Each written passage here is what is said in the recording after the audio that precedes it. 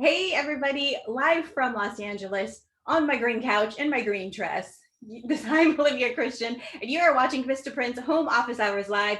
I realize the fact that I'm wearing all of this green puts me into position to potentially being like a green screen for people where you can project things on, and I'm okay with it because I really like this dress. I'm all right. But thanks for joining us. I'm excited about this conversation today.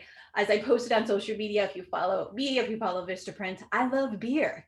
And while it's 9 a.m. in Los Angeles, I'm excited to be able to drink beer and talk beer with the co-founder of Weathered Souls Brewing Co., Marcus Baskerville. But before we bring him on, I just want to say, if you are joining us via Zoom webinar and you've got a question, please type it into the chat.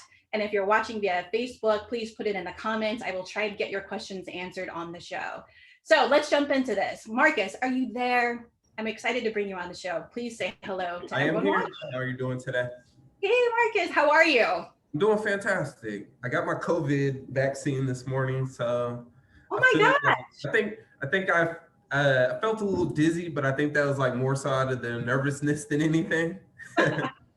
So Okay. doing well. Yeah. Yeah. Congratulations on that. You might be feeling a little bit dizzy. Let me know if you need to take a break. I'm hoping to get a little buzz on myself Right. via beer, but we'll talk about that in a minute. I want to kind of jump in and talk about your journey to becoming a co-founder of a brewing company. First of all, tell me how this industry, beer brewing, found you, or how you found it. What was it like to get you to where you are right Yeah. now? I mean, it was definitely a interesting journey getting into beer. Even at the ages of drinking in college and stuff like that, I was never much into beer. I was more so the liquor drinker, Hennessy, Ciroc, that type of thing. So beer was more so the connection for me and my brother in our older age of going from brothers to becoming friends.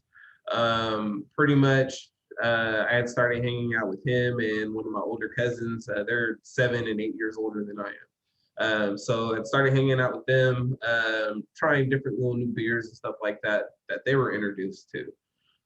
From there, one Christmas, my brother got a Mr. Beer kit, and we all know about Mr. Beer kits. They don't make the best beer. So the beer came out horrible. And so it was one of those things like, well, I could brew a better beer than you.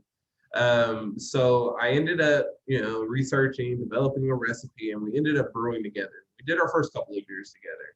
First one was horrible. Second one came out palatable. The third one was okay. And then I ended up deciding to move to San Antonio, Texas. So this is about a little over 7.5. Oh, I guess June will be 8 years. So 8 years in June. Decided to move to San Antonio, Texas, and take a promotion with my job. I used to be a fraud manager for Citibank. So from there, when I moved here, I got in a car accident literally like the first week I had moved here. And I ended up using the additional money that I got from the insurance claim to go ahead and upgrade my homebrew equipment. So I moved out here. Where I moved, I was literally in the middle of nowhere on a golf course. I didn't really have friends or anything like that. Didn't know anybody. So I decided to invest most of my time into home brewing. So started brewing, first couple of beers didn't come out the way that I wanted to. And at one point I almost stopped brewing. My girlfriend at the time, who is now my wife, had told me, you spent way too much money on brewing. You better keep it up, like stay on it. So I started doing a lot of reading, podcasts, but there was one podcast in particular that I think was the catalyst in the transition of from making horrible beer to good beer. And it was in 2013, and I had listened to a podcast on the Brewing Network. And the podcast was with Annie Johnson. Annie Johnson at that time had won 2013 Home Brewer of the Year. Annie Johnson was from Sacramento, where I was originally from, but then also she was the first Black person to ever win Home Brewer of the Year. On top of being the first Black person to ever win Home Brewer of the Year, she was the first woman to win Home Brewer of the Year. And she did it for an American light lager. So just listening to that conversation, seeing somebody, that looks like me, that has reached the pinnacle of home brewing, like it's like, okay, well, I can do this too. So started investing more time into the knowledge aspect of brewing. And the next beer, which was a robust porter, ended up being a very good drinkable beer. So at that point, I started making good beer and bringing it around to other bars and restaurants and breweries, letting people sample beers and stuff like that. And from there, this brewery ended up letting me do a homebrewers night where I had 3 beers on tap. And all 3 of those beers ended up tapping out that same night. So from there, they ended up offering me a job. So I took a part-time job working for a brewery, which actually turned into almost a full-time job because I was working almost 36 hours a week on top of working the 40 to 60 hours a week as a manager for Citibank. Kind of learned the do's and don'ts, kind of learned more so what not to do than what to do in the setting. And so at one point I ended up kind of growing unhappy. There wasn't any creative aspect to the job. And you understand that going in, but after a year, you're like, okay, I want to make some beer, right? I want to put my own experiences into these products, put my own, experimentation into this. And I didn't have the ability to do that. So actually ended up leaving the brewery, and from there, this is where I met my business partner, Mike. Mike was also an investor in the brewery that I was working for at the time, and we used to go out and have a couple of beers and different things like that. And one night we were out drinking after I left, and I go, Mike, when are we going to open a brewery? And he looks at me and he goes, I've been waiting for you to ask me that. And we literally started working on the business plan a couple of days later, and we opened about, I think, 10 months after that. Wow. Well, I appreciate you kind of going through the details of it, from banker to brewer to happy accident, where you're able to invest time and energy into doing the home brewing well. But I'm wondering about your mindset through all of this. At what point were you thinking, was it just like, I want to go from, I want to make a good home brew, so I want to drink it, to I want to make it something that I do a full time? Was it that you sought out, but you were pacing yourself, or just kept kind of? No, I knew that I loved the culture of brewing, right? So when I got into drinking beer, I just loved the camaraderie, the friendliness behind it, the overall culture within that brewing community. So in all honesty, that's more so kind of what engulfed me into the culture at first. From there, once I started making good palatable beer, it wasn't necessarily that that's what I wanted to do with my career. I think that pinnacle point for me hit when I did a tap takeover, and I had 5 beers that were on tap at an actual bar, and this is as a home brewer, and all of those beers tapped out within the same day. And I think at that point was when I looked at myself when I got home, and I was like, you know what, I can do this for real. Let's go ahead and try to pursue it. And so even then, when we first opened the brewery, I was still working for Citibank. I didn't leave Citibank until probably, I want to say, 90 days after opening. And that was after our grand opening, and just how fantastic the reception was of the beer and our product. And I was like, you know what, I got to put in full effort because this is going to be something special. So here we are now. Yeah, you took the leap. So you and your partner, your co-founder, Mike, created Weathered Souls Brewing Co. Tell me a little bit about that name. Where does that come from? What's that connection? So Weathered Souls was definitely a name that took some time to create. We tried going through the whole firm of, having somebody create the name for us, to, having a little sessions with a couple of different people, naming sessions and stuff like that. And we couldn't really find anything that resonated with us or stuff. So one night, me and Mike were having a discussion, and he came across Weathered, and he really liked Weathered because it was very reminiscent of his dad and grandfather, and just that, somebody that has weathered the storm, been through a lot, and has, reached that point.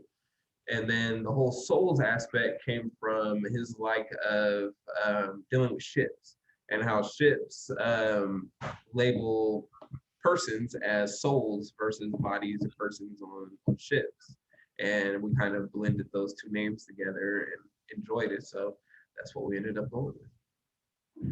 I appreciate that. Like, when I first heard about Weathered Souls, I felt something about that name, the weathered part of it. And I think it kind of resonates differently with everybody. I mean, it's such a well-rounded name. Like for me, I've been in multiple industries within my life, dealing with the wireless industry, banking industry, even the mortgage side of the banking industry. And then to be at this point to where, I'm able to create something that never in my life, like I would think that I would have the ability to do, or even want to do in my younger self. So being said that, that's kind of how more of the name resonates with me. But I think it kind of just resonates with everybody differently, and that's why it's such a well-rounded name that kind of people can gravitate towards. Yeah, yeah. Well, talk to me about, it wasn't something that you sought out to do. It's an industry that you jumped into, felt passionate about, but it's a difficult industry. There are lots of beer brands out there, a lot Yeah. of brewing companies out there. Tell me about what makes Weathered Souls different. Yeah. So being in San Antonio, San Antonio has a very old soul to their beer scene. San Antonio is more of and especially the surrounding areas, kind of before this whole craft boom, was more the traditional German style beers, lagers, bocks, that type of thing. Which nothing wrong with those styles at all. But being from California, being somebody that was getting into beer, I was more excited about some of the newer styles and also some of the classic styles that you didn't normally see here. So West Coast IPAs, stouts, different things like that that you didn't normally get. Well, those were the things that I produced at home and grew to have a name for. Were some of the funner beers that normally you didn't get to see really within the setting here within San Antonio. So when we were creating the brewery, we definitely seen a niche open for us to be able to kind of reach that point. So for us, dealing with the type of beers that we produced, I mean, we were the first ones in the city to produce hazy IPAs, so the New England style. We were the first ones in the city to produce the heavily fruited pastry sours. We were the first ones in the city to produce pastry stouts. Pastry stouts, stouts that are reminiscent of dessert, some of your favorite treats as kids, different things like that. We were the first ones to start implementing those different flavors within those profiles of the said beers, and that's kind of what set us all apart. So I mean, early on, we were able to achieve things like 33 top beers in the world and things along those lines, where we grew a popularity of those particular products because they weren't seen really any much in Texas. Now, obviously, there's a lot more breweries now that are producing these type of styles of beers and doing great jobs at them. But for being in Texas, we were definitely one of the first to do it, and we're one of the best at doing it. And so, we're lucky enough to be in a city that didn't have too much of that going forward. Dealing with California and New York and stuff like that, where you have these heavy beer scenes. These beers have been around for years. But luckily, we were the first ones to be able to start producing these, and it grew a huge popularity within our state. Yeah, well, congratulations. Yeah, I know you've won a number of awards. You've obviously grown and really established yourself as a company that brews something that's not commonly found in San Antonio. And I hear now you're saying that it's growing in popularity and more breweries are kind of looking at producing beers that are similar to yours. But expanding out of San Antonio, when you think about next steps, Yeah. I read that in February during Black History Month, you expanded to lots of different states where they were carrying your beers. Tell me about how you went from being very local to being able to branch out to different states, providing your beer and So your that has definitely been through the blessing of Black is Beautiful.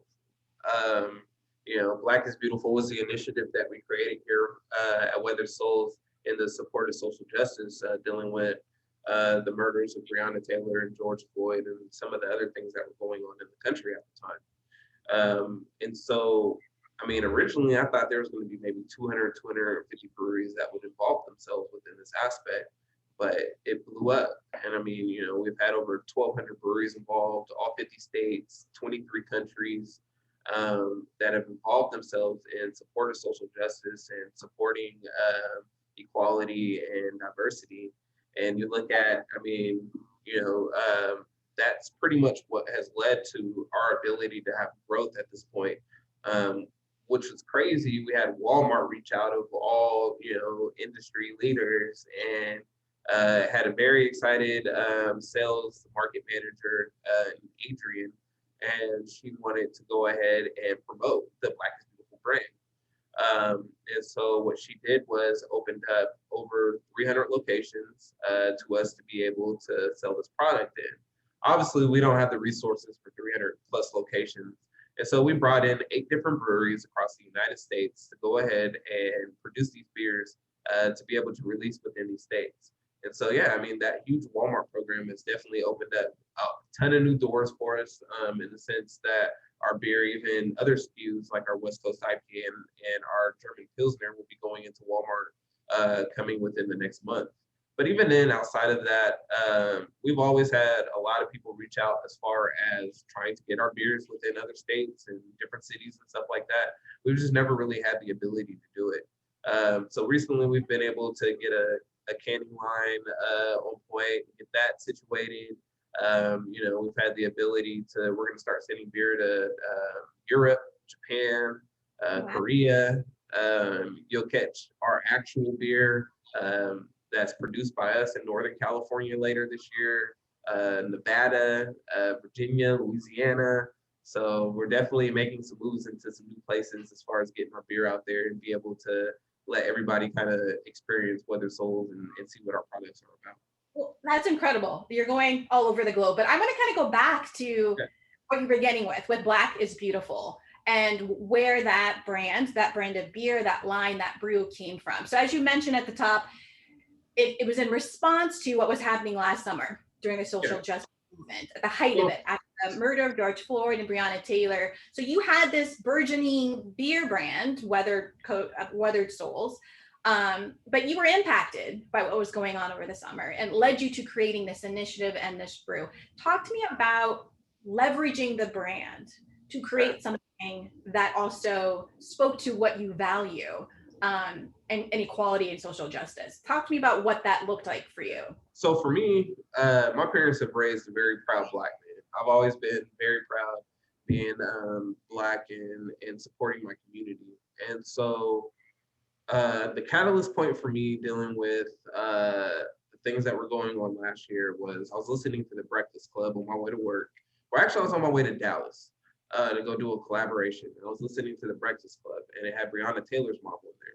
And she was basically speaking about the experiences that led up to her finding out how her daughter was murdered. The conversation literally brought me to tears. Mind you, the last time that I've cried was when my 4-year-old was born. So it's not something that happens very too often. So that conversation literally brought me to tears. And on the way back, I was listening to a lot of the news clips and stuff dealing with the protests. For me, we're peak COVID. Even then, I was more so of an introvert. So for me, I'm not going physically out to a protest and participating. To me, that's not my way of giving back. So over the course of that weekend, I contemplated on how I could do something. We look back at this pivotal point in our history, and I want my kids to be able to look back and at least say that their dad attempted or tried to do something. You have this huge platform available to you. Why not use it for something? So from there, over the course of the weekend, I was trying to figure out exactly what I wanted to do to support what was going on. And that's kind of how Black is Beautiful formed. Originally, I was going to do like a standalone beer, release it within the brewery, and then donate some of that money locally to charity. From there, I was having a conversation with a friend, Jeffrey Stuffings. He owns another brewery in Dripping Springs. And I'd sent him a mock-up of the label, and he was like, man, this is awesome. He was like, but I'm going to challenge you. He was like, I would understand if you don't want to, but you should turn this into a collaboration. And I was like, you know what, Jeff? Like, that's a great idea. Let's do it. So I got up the next day, kind of wrote out the mission statement, kind of what I wanted it to be about, sent it to a whole bunch of friends, brewery friends, stuff like that, to start getting their opinion. And then it kind of still weighed on me. It wasn't complete. It wasn't all the way situated to what it needed to be. And so I got up 3 o'clock in the morning, ran to the brewery, and typed out the entire initiative that you see on the blackisbeautiful.beer website, front to back. Presented it to my business partner, my sales manager at our meeting was at 11. I had it ready at 10:58, sat it in front of them and was like, this is how I'm feeling and this is what we're going to do. Everybody was in full support of the initiative and what we were trying to do. We posted a video later that day, and then just the reception from it has been amazing. So what the actual initiative in itself is a collaboration between breweries to participate in a collaborative effort in supporting equality, inclusion, and originally it's police brutality reform and social justice reform.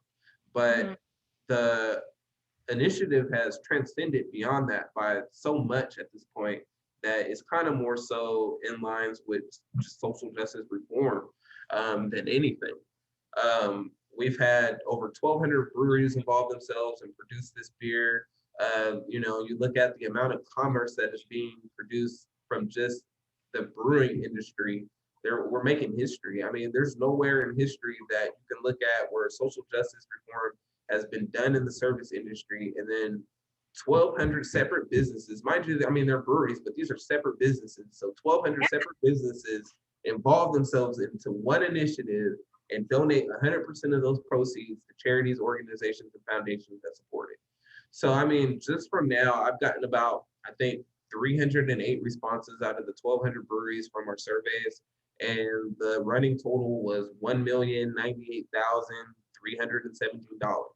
So you Wow. figure that's only from 300 of those breweries. So once we get the total amount from 1,200 physical breweries itself, I mean, the numbers are going to be astronomical. And then you also look at how it's transcended beyond beer. So we have Well, wineries. before we go into that, Marcus, I want to talk about the beer itself. I've Now got the you got beer. me excited. It is calling my name. Talk to me about this brew. Black is beautiful. Yeah. What So is black it? is What beautiful. here? Yeah. Yeah. So like I said earlier, we're more known so for like pastry stouts, sweeter stouts, flavored stouts, stuff like that. Barrel aged stouts as well. So something that you haven't seen within the brewing community really lately is basically an American style stout. You know, those stouts that were more traditionally brewed, medium mouthfeel, a lot more bitterness to them, those deep dark chocolate, roasted character, coffee notes in it. And so I basically wanted to get back to form of that. And so that's what Black is Beautiful is a representation of.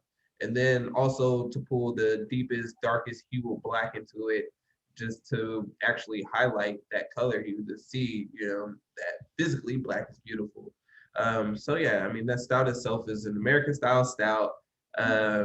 You know, medium ABV. Actually, it's pretty high ABV for an American. It's 10%, but very easy drinking.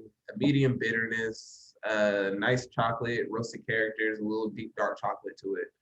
So Yeah. those are some of the notes and flavors that you're going to actually get from the beer. Well, I worked out this morning. I have not eaten. This is the first thing that is touching my palate in the morning, and it's quite lovely. I'm excited by this. And the name itself, Black is Beautiful. I'm a beer fan, and Uh-huh. having a brand called Black is Beautiful, I feel like you're speaking directly to me. I Yeah, I appreciate that. mean, you know, the Black is Beautiful brand was originally from the 1960s and in support of the civil rights movement. But you know, we've kind of progressed from that. And so at the time, I didn't realize when I picked the name that there was that actual direct correlation. Um, but you know, over time, I was like, you know what? I think this has been used before, but we're gonna let it rock. And I think it's done a fantastic job so far in the support that it's been doing.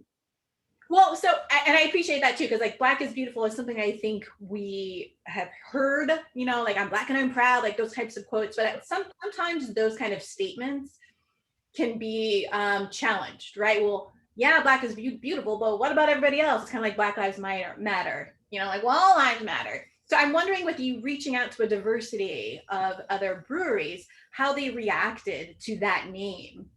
And Um, clearly it's caught on, right? yeah. 1,200 breweries. I mean, like I Why not? said, it was definitely amazing the response that we've had from it. Like I would have never thought that 1,200 breweries would involve themselves within this initiative.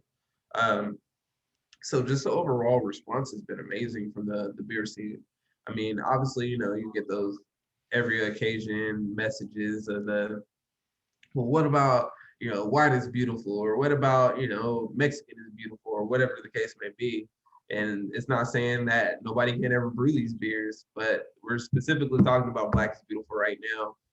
You know, we're at a pivotal point in history where this is very important for this conversation to be had. Pretty much, you know, the beer itself was only supposed to be the vessel, the message. And so I think it's been doing a great representation of that, getting people talking, which is the point. I mean, these conversations aren't always going to be comfortable in a sense. And so as long as the conversations are being had, then we're definitely making some progress, which is the most important aspect of the initiative. Yeah, that's the most important point. Starting the conversation. And I think having that conversation while drinking on a wonderful beer is a great way to do it. Congratulations on what you've built and putting your passion and your heart and creating a movement, really beyond just an initiative. It's a movement. It's a collection of people who support progress and civility and social justice. So congratulations to you. Thank you. If I ever get out of Los Angeles and off of this green couch, I hope to fly all over the world and see Black is Beautiful in areas all over the world where people are enjoying it and continuing the conversation. Tell me a little bit about, I just want to make sure that people can find you. Give me your website, your Instagram, and where you can find Black is Beautiful. So you can check us out at weatheredsouls.beer. All the information about the brewery is there. Black is Beautiful, you can check out at blackisbeautiful.beer. We're also on Facebook at Weathered Souls Brewing Co., Instagram Weathered Souls Brewing Co., and I want to say even Twitter. So you can definitely check us out on multiple social media platforms and stay up to date with us and see what's going on. And you're in different Walmarts across the country still, or is that still? Yes, so Black is Beautiful is still currently in Walmarts across the country. And then you will also be seeing some Weathered Souls pop up in some other locations across the country as well. All right, so we got to follow you on social to make sure we know when we can find it in the different cities and states and countries around the world. Thanks so much for joining us, Marcus. Cheers to you. Good luck for the good drinks. And I will follow you and we'll stay in touch because I'm waiting for more beer to be shipped out to me. Thank you. Thanks to all of you who are watching today. We appreciate you joining this episode. Before we sign off, I just want to say that we've got 1 minute wisdom here. Clearly, I've got a little buzz going on, so let me try to focus here. Let me put this down. Before we go, I want to say come back in 2 weeks because my next guest is going to be Lila Owens. She is the founder of Cupcake and Bake Shop, so I hope to be eating some cupcakes again early in the morning. So make sure you're following us on social so you know when that's happening. It's 2 weeks from now, but when you get alerted to it. But before we go, the last thing I want to say is Tyrona Heath, who works for LinkedIn. She's dropping some 1 minute wisdom on how to best utilize LinkedIn to support your business. So until next time, here's Tyrona, and I'll see you in 2 weeks. Step 1, completely build out your profile. Add a professional photo, add a summary that tells where you are and where you're going. Make sure you completely fill out the job information, all your professional history, and then get those recommendations after you've done excellent work. Step 2, engage, build your presence on LinkedIn. So you can post on LinkedIn, comment on other people's posts, don't leave people hanging in those comments, and you can also write long form blog posts. So for our bloggers out there, there's a new way for you to elevate your profile. And then finally, the last but not least, tune your insights on LinkedIn. So you follow companies, follow influencers, tune the news that you're getting from your community so that you can get those insights to be successful in your work, whatever it is you do. I promise you, if you invest consistently and show up, your profile will grow, your opportunities will grow, and this will pay off in spades. Thank you so much, and do feel free to connect with me on LinkedIn. Again, my name is Ty Heath, and I look forward to seeing your LinkedIn posts.